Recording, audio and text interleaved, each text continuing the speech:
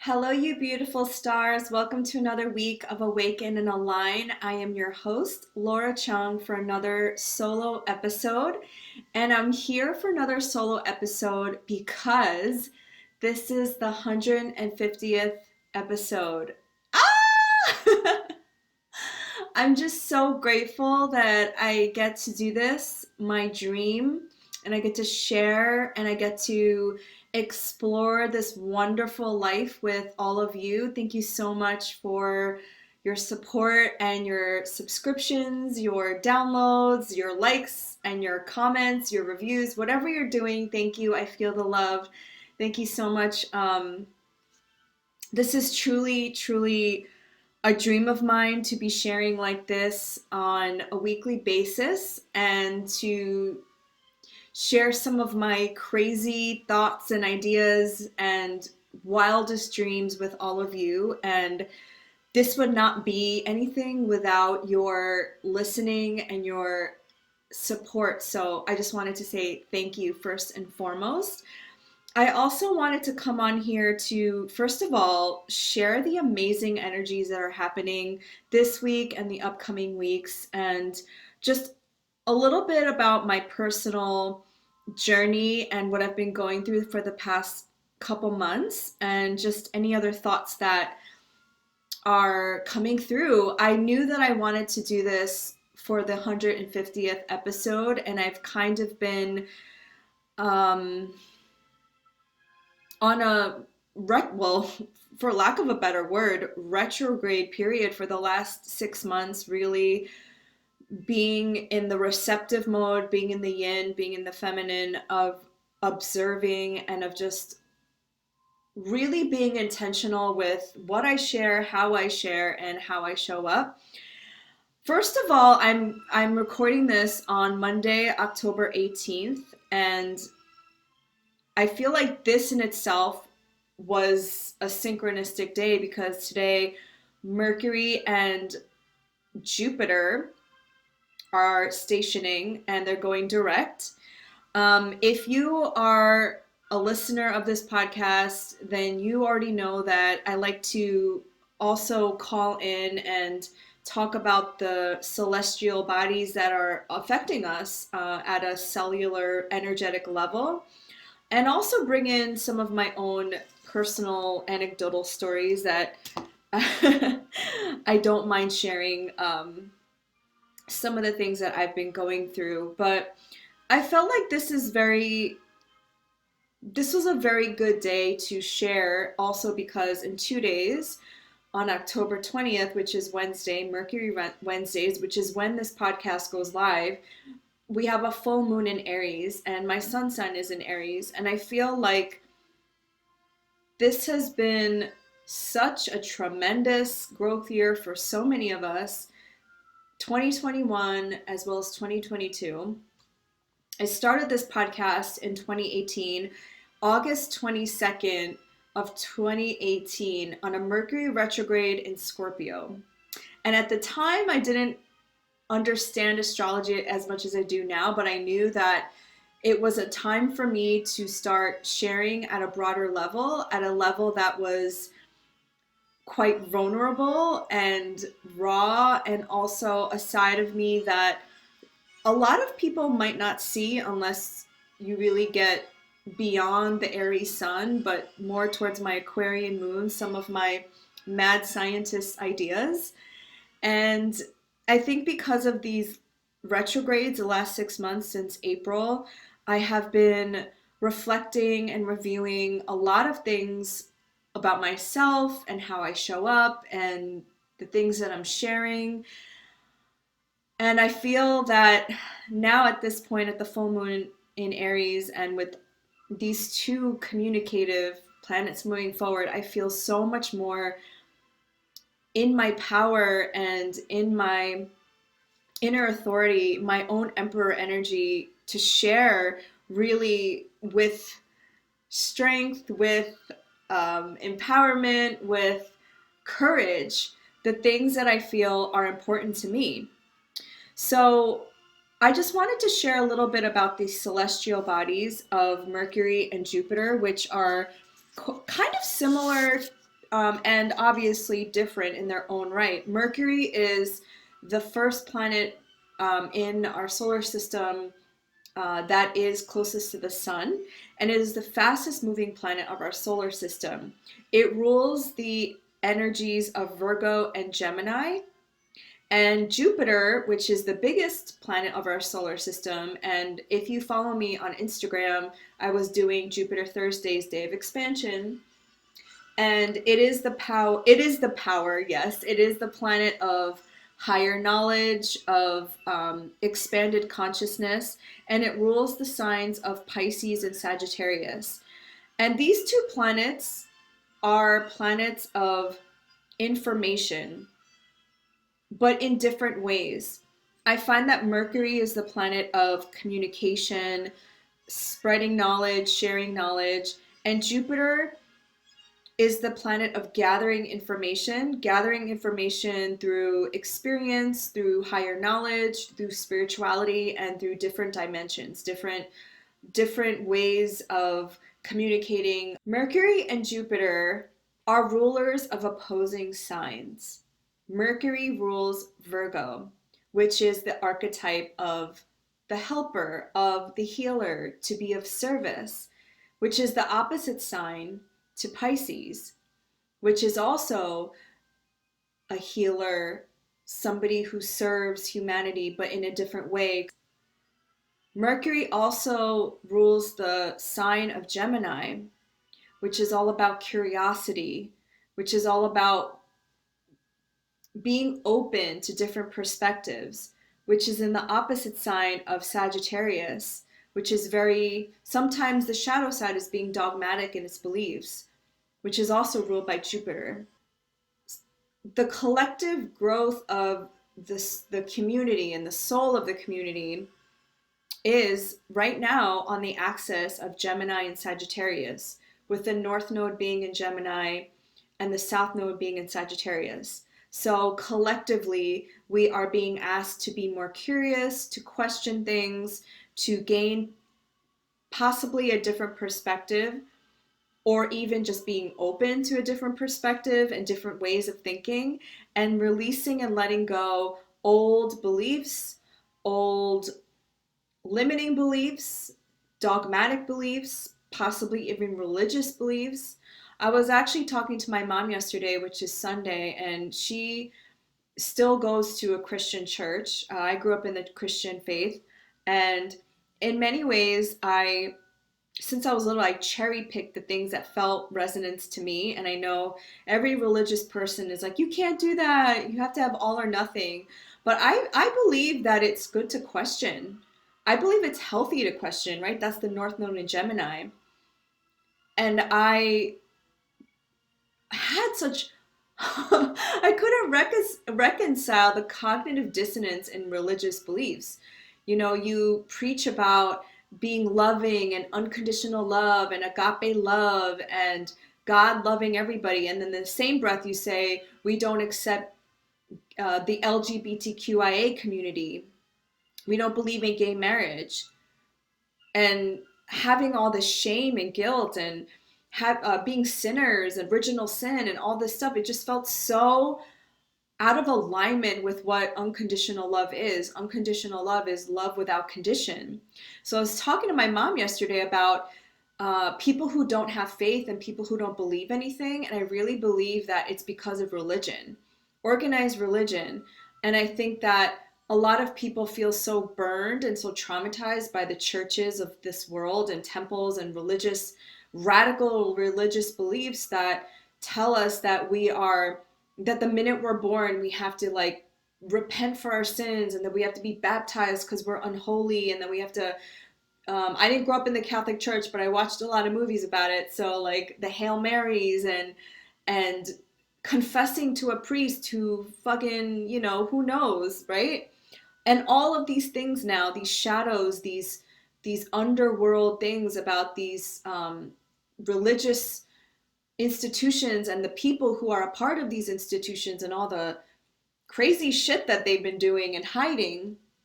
And at the same time, understanding that these people, these priests, these ministers, these religious leaders are human, but we have previously in the past put them on pedestals, like the guru culture. And then we wonder why, these people have abused their power. So I ultimately believe that there has been a lack of faith and a lack of belief and a lack of trust a lot of the times because of these radical religious groups and us being conditioned to think that we're already bad before we've even had a chance at life.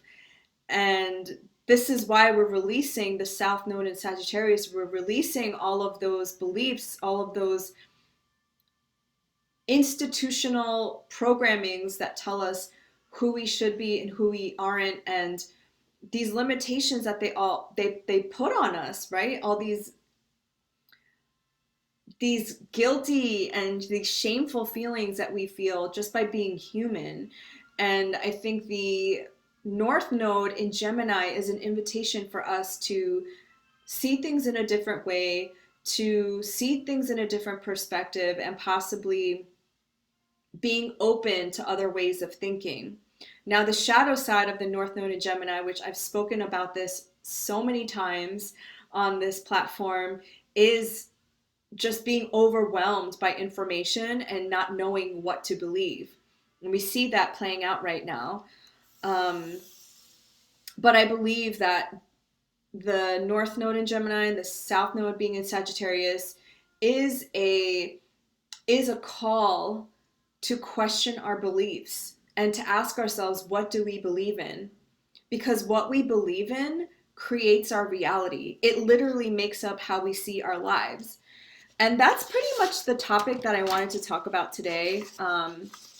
Pretty much in a nutshell. I mean, I might go off tangent because that's just how I am, but I just really want to have this idea and this understanding about our perspective and our beliefs, because we are shaped by our experiences and how we were raised, the teachers we had, the mentors we had, our guidance counselors, who we were around, who we exposed ourselves to, the books that we read, the TV shows that we watched. Every single thing that we've exposed ourselves to, whether unconsciously or consciously, whether with our permission or not, they shaped our worldview, they shaped our belief systems. And it's those consciousness shifts that bring more awareness to something that was previously hidden. And that's an awakening. And so I had to really, like this past weekend, I, really was not doing anything. And I say that with my quotation mark fingers, because I feel that I'm still unraveling and unprogramming in my mind, like what constitutes being productive and not, what it means to be human. Now, this is my Sagittarius energies, my stellium coming out of having these existential moments of being like, why are we here? What are we doing? What am I doing? Why am I here? What, what does it mean to be human? And so I really took the weekend to just be in nature, to go off for really long walks, to rest, to sleep, to watch movies that were very Neptunian in nature, very fantasy oriented. And I really allowed myself and my mind to go to these places of what am I doing? Why am I doing the things that I'm doing? So I had to look up again the word awaken, because my whole platform is called Awaken and Align. And I don't know if I ever explained this, and maybe I did when I changed the name of this podcast and this platform back in 2019, is I was meditating and I was asking spirit and I was asking my guides, how can I be more of help to people around me, people who are connected to me? And the word awaken and align came into my conscious awareness. And I just, all of a sudden, like, it was very out of the blue, spontaneous, like I do with everything in life. I'm an Aries sun after all. I just changed everything. I didn't really question it. I didn't really need to question it because I knew Chase Wild Hearts, which was the first name of this podcast, just didn't fit me anymore because I didn't want to be in the energy of a chasing of just wandering aimlessly. Like I really wanted to set an intention that was grounded and intentional. So I looked up the word again, awaken, and the word, and it's a verb, so it's a call to action. And this is what I took away from the definition. Rouse from sleep. Rouse a feeling, arouse. So I like this word awaken because something within us, something within our subconscious, unconscious selves becomes illuminated and we are aware of it. It could be a feeling, it could be a thought, it could be a memory, or an internal knowing of who you truly are. And then align is another verb. Give support to, agree with, alliance. And I love this word align because ultimately the mission statement of Awaken and Align is to raise our individual and collective consciousness for all of us to create community and connection together, to learn and unlearn the things that we need going forward. Because I keep thinking back to my collectivist culture, my Korean culture, that we don't live on islands. We all are here together. And as I started working with Brittany Simone, who you know from the Work podcast, I realized during this journey that it's so much easier and more fun working with somebody than by myself. Again, I'm an Aries rising. I mean, I'm an Aries sun with an Aquarian moon, and I'm just so used to doing things on my own and not trusting people to do it better than me and taking the lead and wanting to take control of everything. But ultimately, I had to question that. I had to question during Libra season, actually, why I didn't trust people, why I thought I had to do everything by myself, but also what was it a part of me that didn't think other people could do it. And it's been such a beautiful learning lesson to me that while other people might not do it like me, maybe they can do it better than me. And I had to take that humbleness to realize that I have a certain level of skill sets and strengths that I bring to the table, but so does everybody else, so does another person. And Brittany, who is a Pisces sun, Libra moon, Virgo rising, she brings other parts of herself that it's not better or worse, it's just strong in certain areas that I might be weaker in. And so because I'm an Aries sun, I'm very fiery, and yes, my communication style and the way that I am tends to be a little bit more assertive and a little bit more um, you know, arousing of a feeling. And she's a Pisces and she's a little bit more intentional and slower, and really wants to, with the Libra moon too, really wants to take into consideration the other and how the other might feel. So I realized during this Mercury retrograde in Libra, because Mercury rules my seventh house of partnerships and 10th house of career, that it's way more fun to collaborate, and it's so much easier too because it wasn't all on me, it wasn't all on my shoulders. So that was one of the biggest lessons I learned during this retrograde period in Libra. And also how to communicate with a partner, because I'd never worked with anybody before. I had, but not at that level where we were equal. And I had to learn how to communicate with her in a way that obviously was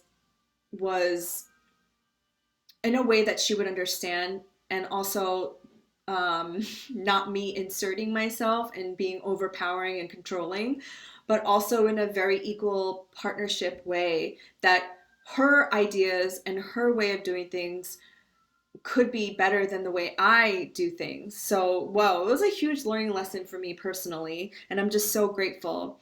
And also at this point in my journey that I have agency over myself, and I'm just so grateful that I get to I get to apply these astrological transits and all the spiritual lessons that I've learned in real time in my real life that really help me grow. But also, we live in a world where we have to relate to the other. That's what Libra season is all about. And the lessons of Libra season is that we have to learn how to relate to the other, because ultimately, again, the law of oneness, we are a part of each other. And if we want to change this world for the better, we have to first do it with the people around us. So going back to this awakening, I've said this so many times. I mean, the whole platform is called Awaken and Align, and everybody's going to have a different definition of awakening. But awakening is something that you didn't know before. I also like the word apocalypse, which is really what it means is unveiling of the truth. And so the reason why it's so important to awaken is because there's so much that you don't know, that we don't know as humans. And again, we have to be humble enough to admit that we don't know everything. And sometimes, and I see this a lot in the spiritual communities, where you see a teacher or an influencer who comes on and is so sure of everything and is so confident in saying, I know this and I know that. And that level of confidence in something that requires nuance and requires a broader understanding of people and of experiences is a red flag to me. And there's this trend going on Instagram, red flags.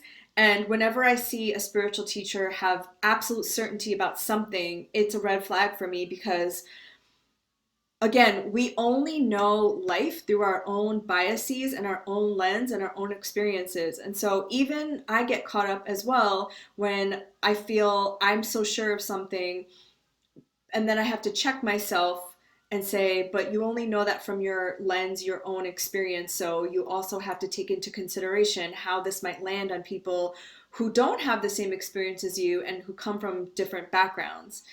And so I think also from all of these retrogrades, it really helped me to understand and hold within myself polarity and duality within myself, so that I can notice when the polarity and the duality was happening all around me.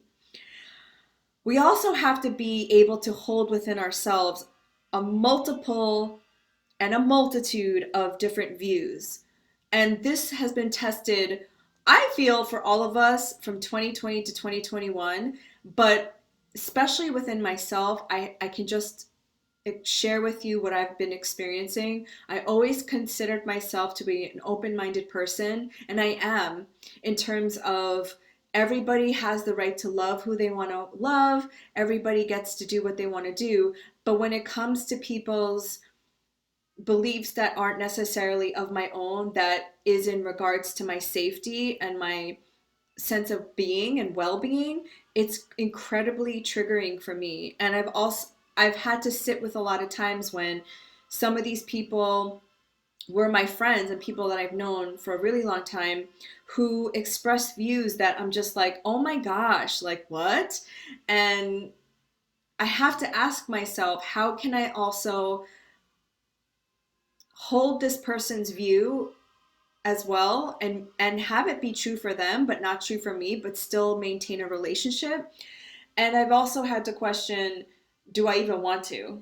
Right? Because we all have free will. We all have the free will to have into our lives the people that we want to and who we don't want to. So it's been a lot of reflection. Again, it's in Libra. These all of the energies right now are in Libra, the Sun, Mars, Mercury. And it's really been so interesting for me, because I also have a stellium in Libra. So it's been activating some of my own planets, specifically my Saturn and my Pluto. I have Saturn and Pluto conjunct in Libra. So it's just been a lifelong journey for me, I think karmically, to heal and to understand relationships at a very visceral level. Anybody born between 1980 and 1983 have the same conjunction in our chart, Saturn and Pluto in conjunction, which also happened in 2020 in Capricorn. Anyway, I digress. So the reason why I feel people don't want to have their beliefs challenged is because beliefs are our foundation of being. Our belief systems and the way that we see the world is our foundation. It's the way that we feel safe. And when somebody questions those beliefs and the way you've been living and thinking, it's incredibly earth-shattering. I remember when I was studying Kundalini Yoga in India, as many of you know. I must have also shared this story because I'll never forget it.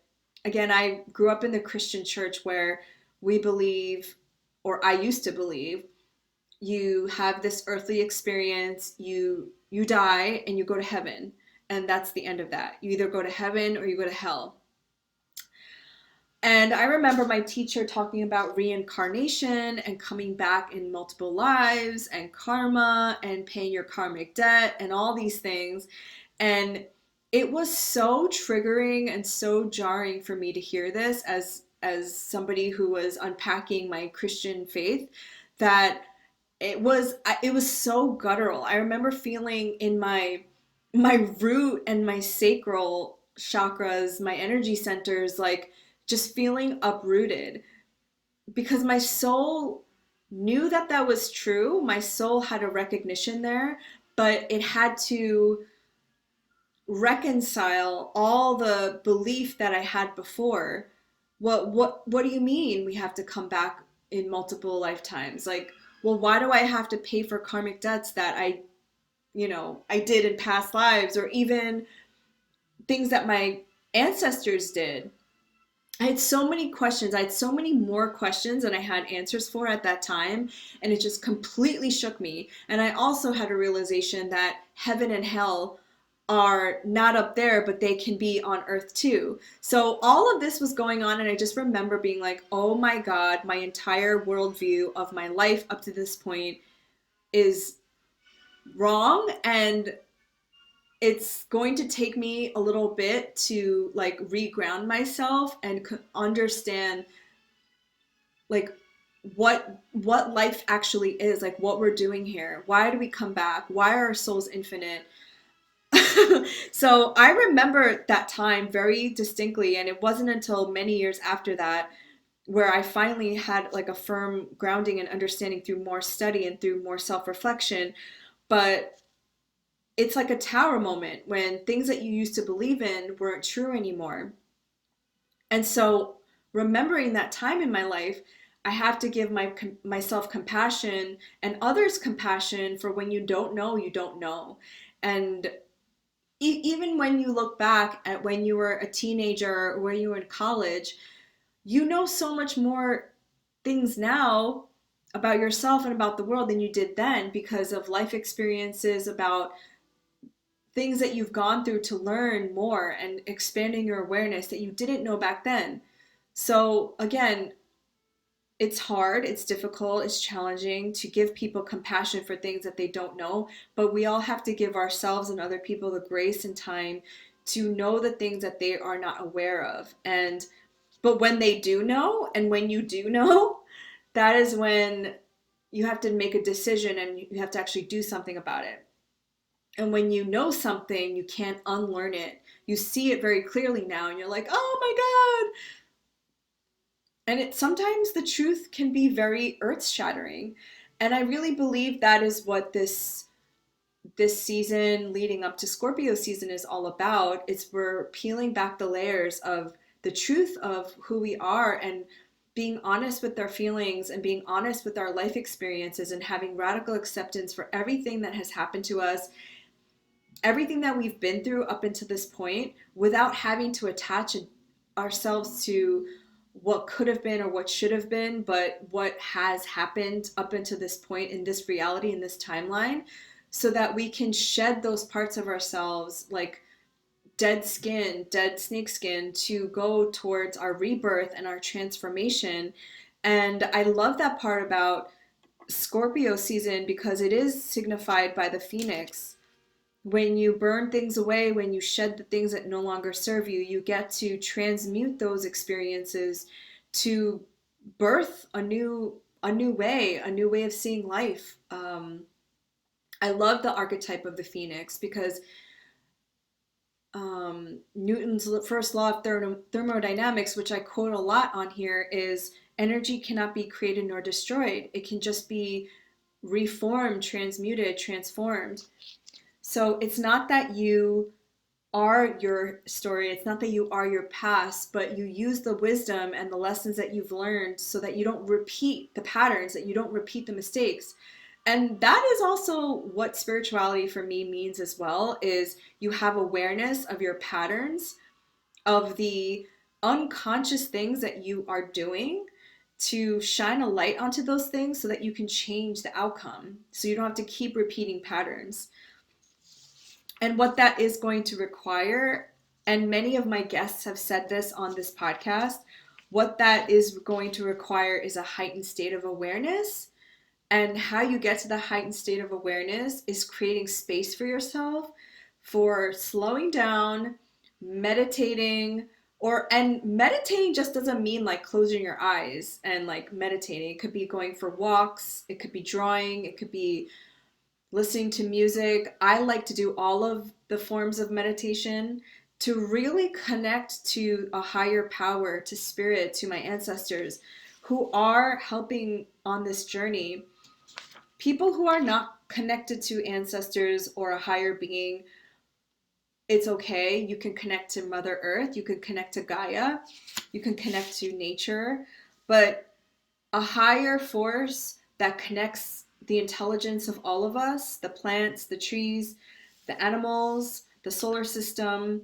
You could call it energy, life force energy, universal energy, but connect to something that is higher. And higher doesn't mean better, it just has a higher perspective to see more than you can see in your human experience to help you on this journey. So Libra season was really about, you know, balance, harmony, taking into consideration the other. Scorpio season, which we're going to enter shortly this week, is about shedding the skin, shedding the dead layers, shedding the layers that we don't need in order for our rebirth, in order for us to make space for the new.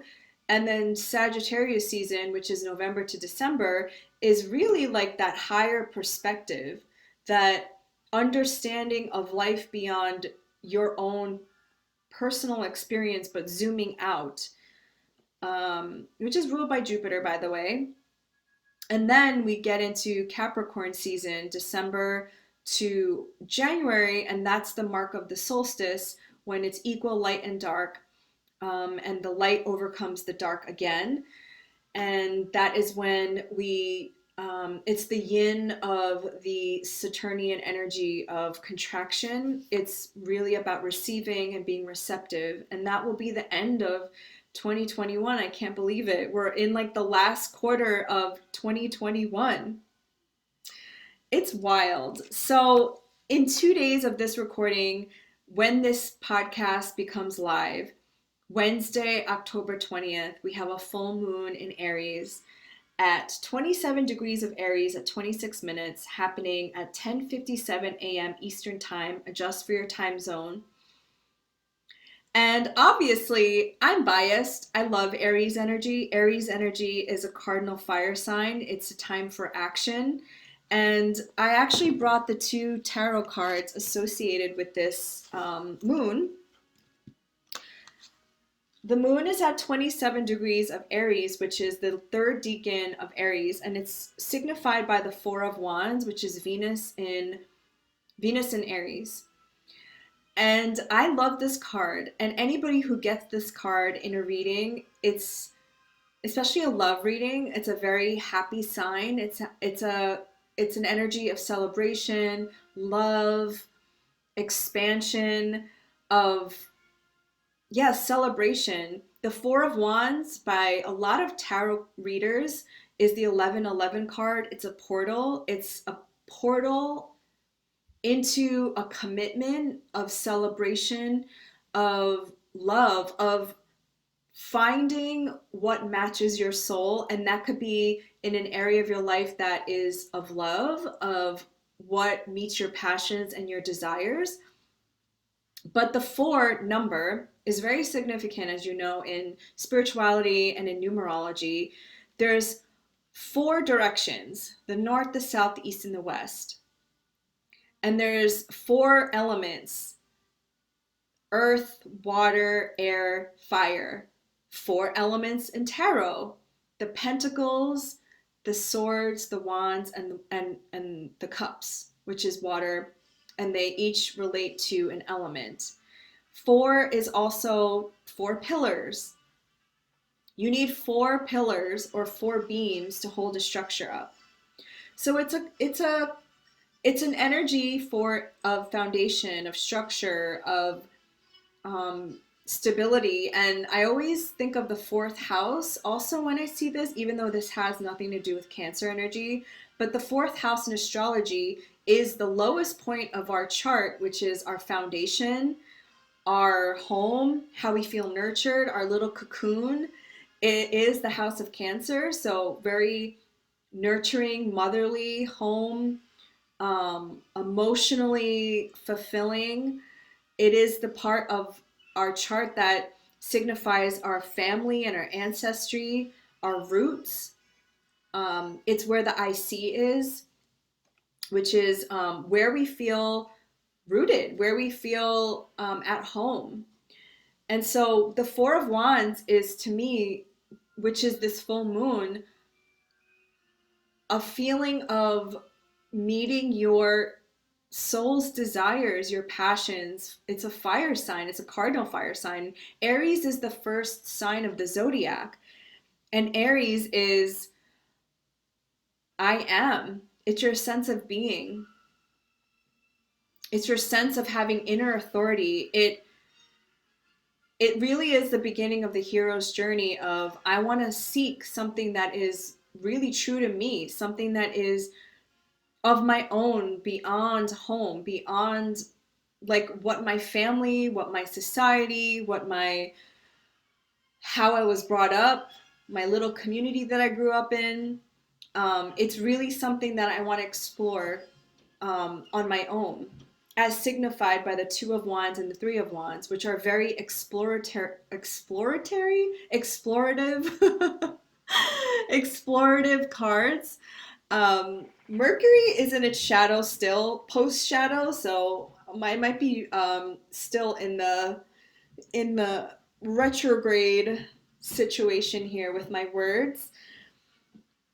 And in the major arcana, Aries is signified by the Emperor, which is also the fourth card. And the Emperor is somebody who is authoritative, somebody who is stable, somebody who's responsible, somebody who takes action, somebody who has a lot of inner authority, somebody who knows what he, she, they want and is not afraid to get after it. So I think that after all of these retrogrades, because the new moon in Aries that happened on April 11th, 2021, so 6 months ago, it was 22 degrees of the sun and the moon in Aries. All of these planets were going forward. So this new moon in Aries happened before all these planets went in retrograde. Pluto, Saturn, Jupiter, Neptune, Mercury, Venus, Mars. Mars hasn't gone into its retrograde yet, but all of these planets were moving forward. So think back to April 11th. You started something, you had intentions for something. And I know in our moon circle, we set massive visions and intentions for 2021 because, again, Aries is the first sign of the zodiac. A lot of people feel that April, when it's the new moon in Aries, is actually the beginning of the year, of the celestial year. And then slowly each of these planets went retrograde. First Pluto, then Saturn, then Jupiter, then Neptune, then Mercury went retrograde a couple times in between that. And then we're going to have Venus go retrograde in December, which we'll talk about coming up. But now, as this full moon in Aries is coming into full culmination of this energy 6 months later, Pluto went direct, Saturn went direct, Mercury went direct today, as well as Jupiter. And so we've been in a retrograde, really like retrograde season for 6 months with a lot of the outer planets, which rules our psyche, in a retrograde time. And retrograde is not something to be fearful of. It's not something to be afraid of or have it disrupt our lives. It's a time to unpack things that have happened, things that are coming up for us to see the truth of, unveiling what's really beneath the surface. And a lot of the times what we are supposed to see, we ignore because we think it's going to be too painful, and oftentimes it can be painful. A lot of times the truth is painful, but the truth always sets us free. It's always a moment of liberation.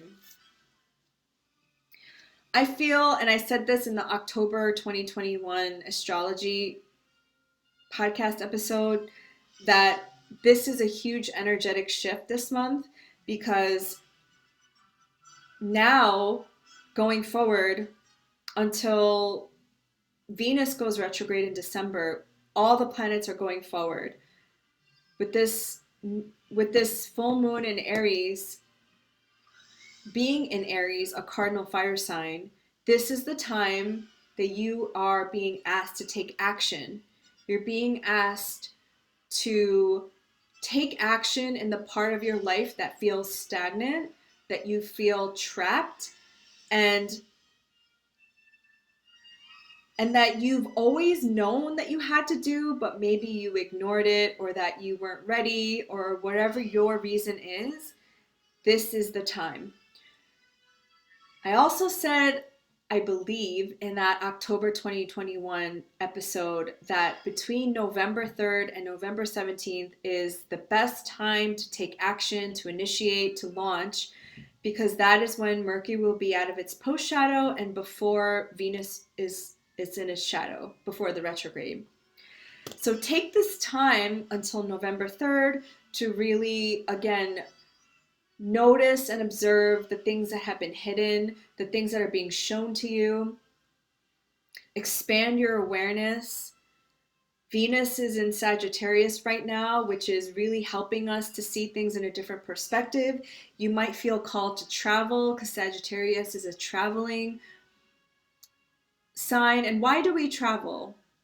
To get another perspective. At least that's why I travel, is to see my life beyond America, to see my life beyond my own little community here, to see another perspective, to see how other people live, to see and explore other cultures.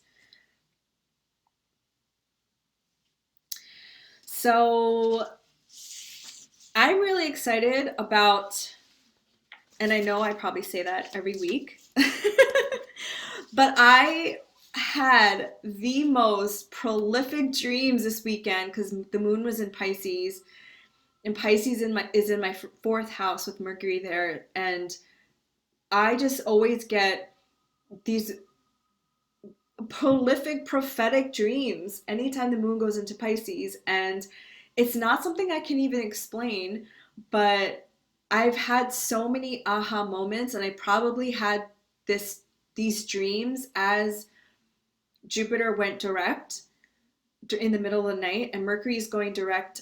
It might have already gone direct now by the time I finish this recording, but we are getting so much more insight and things are moving forward. The wheels are turning. The universe, the planets, they all move forward. We don't move backward. So if there is a part of your life that you feel has been stagnant, that has been sitting still, and you're like, what the heck? What in the F is happening with my life? Why is nothing moving forward? Why am I not manifesting? Why isn't anything happening for me? I feel very strongly that you're going to get that relief. You're going to get that push forward, and don't hold back. Don't lose this opportunity. Don't let your limiting beliefs and your self-sabotaging beliefs get in the way of getting after it this time. This is a time to activate that Aries energy in you. Wherever Aries is in your chart is where you're getting this full culmination of energy. Things are moving forward. And if you've ever wished or hoped or wanted anything in your life, you're being propelled forward now. And if I could leave you with any piece of advice, I've had so many different iterations and different careers and different job titles and different things that I've done in my life, and I've not regretted any of them. And sure, I could have looked back and been like, oh, I'm embarrassed because it seems like people will think that I'm not serious about something, or that I look lost, or that I don't know who I am. No.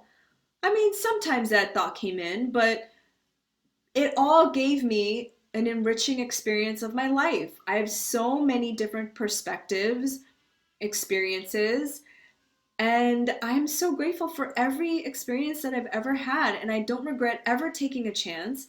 I don't ever regret any travel or trip or experience that I've ever had, because ultimately they enriched my life. Um, and that's just me. That's just my personal way I look at life. I see a life of possibility. I see a life of abundance and opportunity. And I really believe at this stage of my life that I'm meant to share that with you. Some people might call me a dreamer. Some people might call me out of touch with reality, but maybe that's okay. Maybe I need to be more out there with my Aquarian energy, because it's the people who really shoot their shot, the people who think outside the box, that move the collective forward. If we didn't have people who believe that we could land on the moon, if we didn't have people believe we can have little computers in our hands, then we would never do anything in life. Nothing would ever evolve, or we would never have amazing things happen if we didn't have the dreamers and people who really believed. And this is ultimately, like I said from the beginning, this is this is a test to our beliefs and how much faith we have. The Gemini North Node and the Sagittarian South Node. And come November, we're going to have our first eclipse in the Taurus Scorpio axis, which I'll talk more about in the upcoming months. But the nodes are changing in 2022. So we're ending the story of Gemini Sagittarius, wherever that hits in your chart, and we're moving into a more, I would say, for lack of a better word, intense. I don't know if intense is the right word, because I feel like this last one was intense, but it's going to be more fixed. So Taurus and Scorpio are fixed energies, and they talk about our sense of wealth, our sense of money, um, our shadow, earth, climate change, all of these topics. So I'm going to leave you with that. I hope that this full moon is showers you with abundance, blessings, love, health, wealth, and everything that you want to manifest in your reality. And I'm so grateful for all of you. Thank you so much for listening. Have a beautiful, beautiful week.